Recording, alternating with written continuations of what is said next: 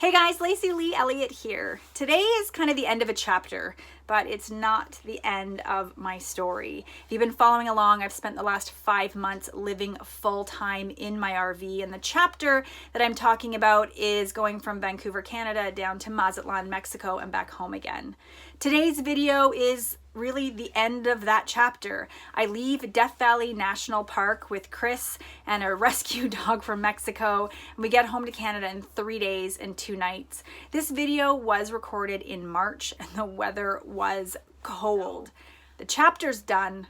I'm back home in Canada, but I love a lot of things to do with the RV lifestyle, and I'm not ready to throw in the towel yet. Really just need to figure out what to do next, where to go next, and what my story is gonna look like moving forward. If you haven't already, please hit the subscribe button.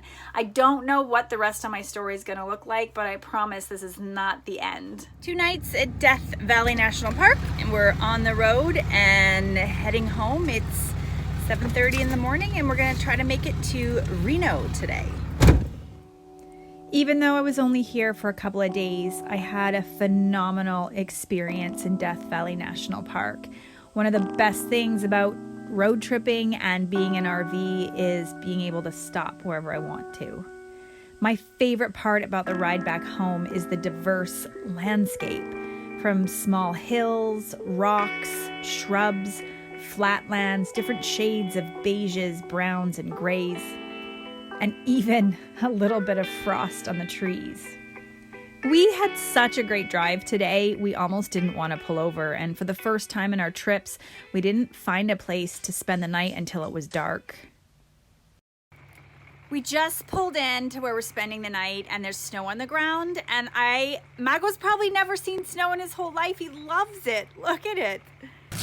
Look at the snow. Oh, it's snow. It's a snow buddy.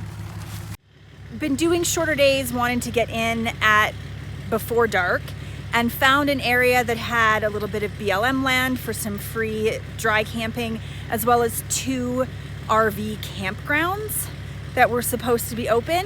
It's -3, there was snow on the ground. So I drove past the BLM land. I wanted to have some full hookup so that I could use my electricity. The website for the RV park said they were open. The other campground, I didn't do enough research, and it was actually closed for the winter. Ended up here in a closed RV park. I did email them, let them know to update their website. When I called them, the lady was nice enough. She said, "We are closed, but just pull in, use a spot." Unfortunately, I didn't have access to power, but I was comfortable, had a good night's sleep, and back on the road. I felt compelled to share these stunning photographs that Chris took of Freya and the truck. 4 months ago, back in Canada, when it was cold like this, I was so miserable, and I didn't realize how beautiful this life really is. I really am starting to see the advantage of having someone along with me to travel with, help out, and keep me company, and of course, drive the truck so I can take videos. Susanville RV Park is about 13 and a half hours from Vancouver.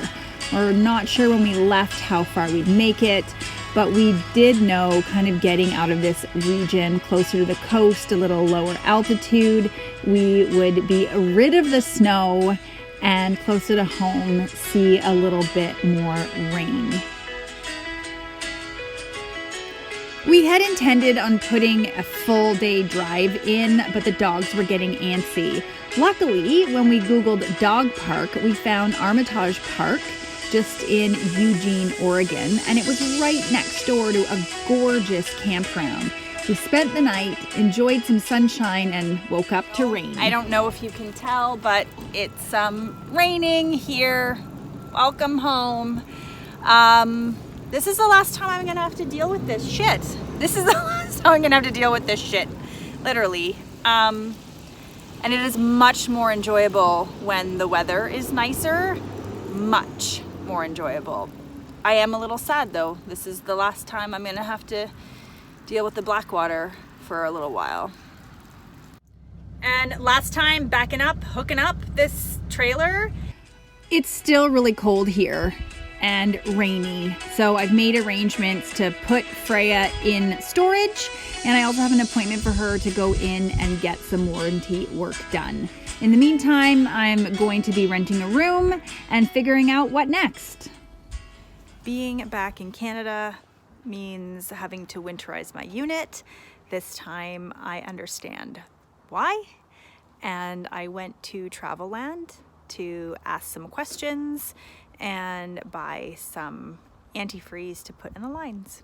Because now we know the hot water tank is on bypass. See? Learning. Turning the water pump on. And with the water pump on, I'm gonna make sure I flush all the water that is still left in the lines before I start to use the antifreeze. And do the shower and the sink as well, both hot and cold water. Important to do both the hot and the cold water. I also learned that it's easier if you have a friend with you. Chris is gonna hook up the glycol and make sure I don't empty the bottle. I'm gonna go and actually run the pump and the antifreeze through the pipes till it comes pink. Doesn't matter which one, in the shower or the bathroom. Okay, I'm gonna do cold. And as soon as it goes pink, I turn it off and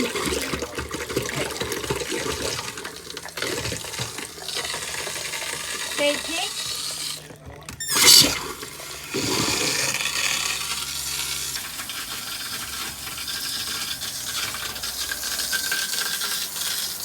And last but not least, my rear one. Driving this thing and I feel like a pro. Remember when I was crying and breaking down and freaking out? Well, I've had practice, and I'm just taking my time and going slow. This will be the last time I have my trailer for a couple months. It's freaking cold. It's been winterized, and I'm gonna figure out what I'm gonna do next.